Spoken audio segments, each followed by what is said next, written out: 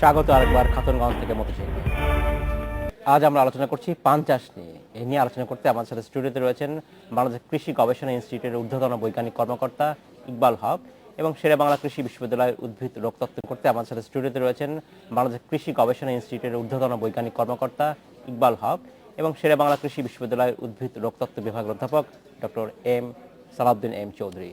জনাব চৌধুরী এবং জনাব হক, আপনাদেরকে স্বাগত জানাচ্ছি অনুষ্ঠানে আরেকবার।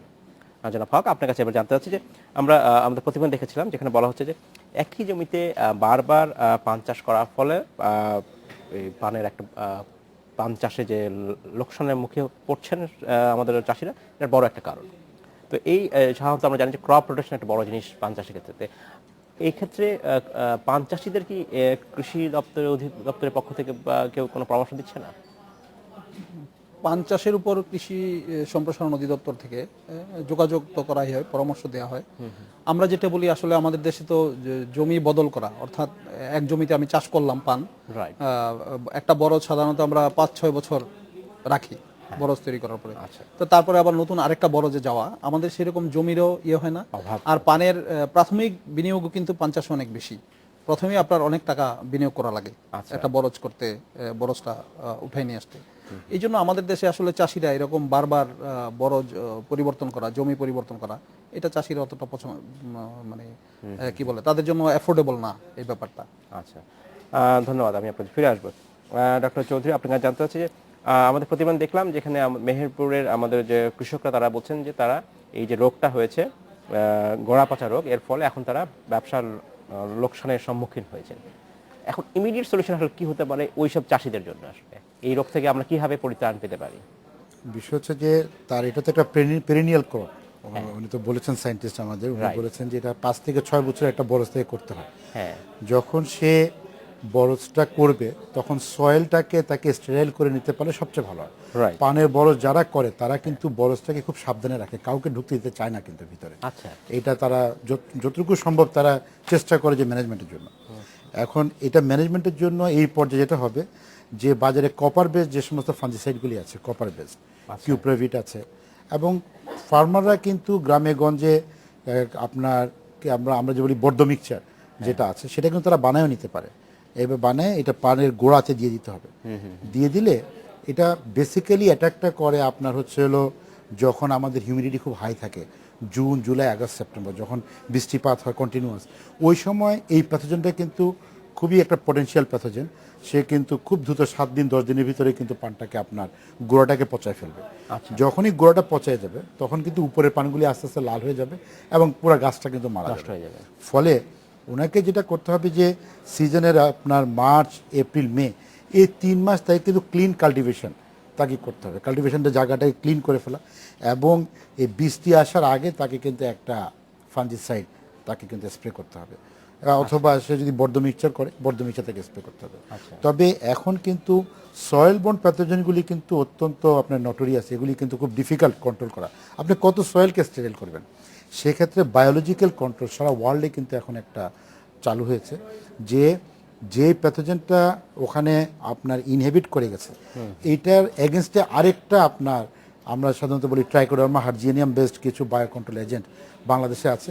বিইউ থেকে professor doctor Ismail Hossain, doctor Bahadur Mia, তারা একটা আপনার ফর্মুলেশন বের করেছে ট্রাইকোডার্মা হার্জিয়ানিয়ামের, এবং এটা গবেষণার ক্ষেত্রে এক্সিলেন্ট রেজাল্ট পাওয়া গেছে।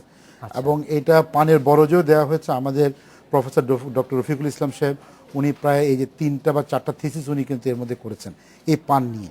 এবং ওখানে উনি দেখেছেন যে ট্রাইকোডার্মা হার্জিয়ানিয়াম নিয়ে উনি দেখেছেন যে এটা ম্যাক্সিমাম ওভার 95% তারা কিন্তু তারা কন্ট্রোল রেজাল্ট তারা পেয়েছে এটা। সুতরাং যদি চাষি লেভেলে যদি এটাকে যদি অ্যাভেলেবেল করা যায়, এই ট্রাইকোডার্মা বেস যে ফাঞ্জিসাইড, এই গবেষণালব্ধ ফলাফল চাষি লেভেলে যেতে পারছে না কেন বা কবে যাচ্ছে না? বিষয় হচ্ছে এটা একটা বায়ো কন্ট্রোল এজেন্ট। বাংলাদেশে আপনি যে কোনো ফাঞ্জিসাইড বলেন বা রেগুলেটরি বিষয় বলেন, এগুলি কিন্তু একটা রেগুলেটরি অথরিটি আছে। যেমন ডিতে আপনার তারা এটাকে রেজিস্ট্রেশন দেয়, এটা যাবে। কিন্তু বায়ো কন্ট্রোল এজেন্টের রেজিস্ট্রেশনের প্রোটোকল ডেভেলপ হয়েছে কিনা আই ডোন্ট নো, কারণ এর ভিতরে প্রফেসর ডক্টর ইসমাইল হোসেন সাহেব আমাকে অনেকবার রিকোয়েস্ট করেছেন, আমরা ওনারা হয়তো একটা ফর্মুলেশন রেডি করছেন যে কিভাবে এই প্রোটোকলটা ডেভেলপ করা যাবে। তো এইটা প্রোটোকল যখন ডেভেলপ হয়ে যাবে তখন কিন্তু এটা চাষি পর্যায়ে নিয়ে যাওয়া যাবে, এবং নিয়ে যাওয়া গেলে খুব মিনিমাম কস্টে এই প্যাথোজেন যেটা আছে আপনার স্ক্লেশিয়াম রলফোসাই বলেন বা সয়েল এভিটেন যে সমস্ত ফাঙ্গাসগুলি আছে এগুলিকে কন্ট্রোল করা যাবে। আচ্ছা, ধন্যবাদ। আমি আপনাকে ফিরে আসবো।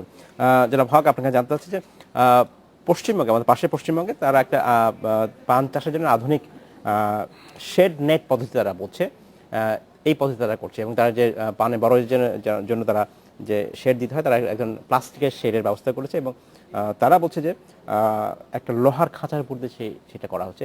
এর ফলে খরচটা, কৃষক লেভেলে খরচটা কমে আসছে। এই জাতীয় কোনো উদ্যোগ কি আমাদের দেশে আছে?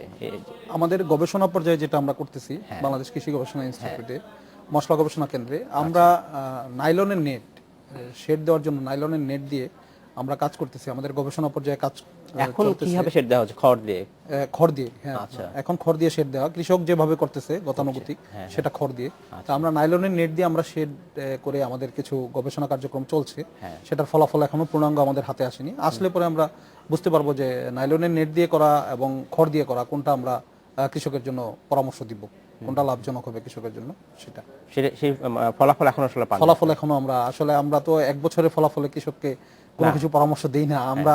প্রথম বছর এত দেরিতে কেন আসলে আমরা এই গবেষণা শুরু করলাম? না, গবেষণা শুরু করলাম পানটা আমাদের দেশে আসলে এরকম মশলা জাতীয় ফসলের মধ্যে যেমন পেঁয়াজ, রসুন, আদা, হলুদ, মরিচ, এগুলোর যেমন চাহিদা আছে পানেরও তো একটা চাহিদা আছে।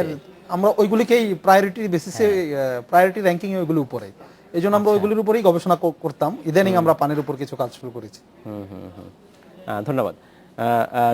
জনাব চৌধুরী, আপনাকে জানতে চাচ্ছি যে আমরা যেসব পদ্ধতির কথা বলছি, কৃষকরা যে চাহিদা অনুযায়ী তারা চাহিদা নিশ্চয় আছে বলেই তারা সেটা চাষ করছেন।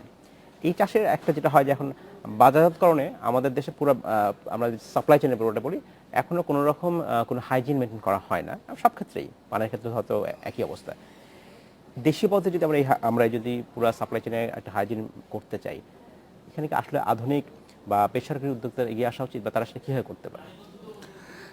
আপনার বেসরকারি উদ্যোগ তো সবসময় ওয়েলকাম করতে হবে, কারণ গভর্নমেন্ট বড় আকারে কিন্তু ওই ইনভেস্টমেন্টটা এখানে আমাদের কৃষি ক্ষেত্রে আসলে আসছে না। হয়তো প্যাকেটজাত খাবার আসছে কিন্তু এই জাতীয় খাবার আসছে না। এটা এখন চলে আসবে যখন। আগে তো আমাদের এগ্রিকালচার ছিল মেইনলি সার্ভাইভাল লেভেলে, আমি নিজে উৎপাদন করব, নিজে খাবো, তারপরে কিছু বাঁচলে আমি সেল আউট করতাম।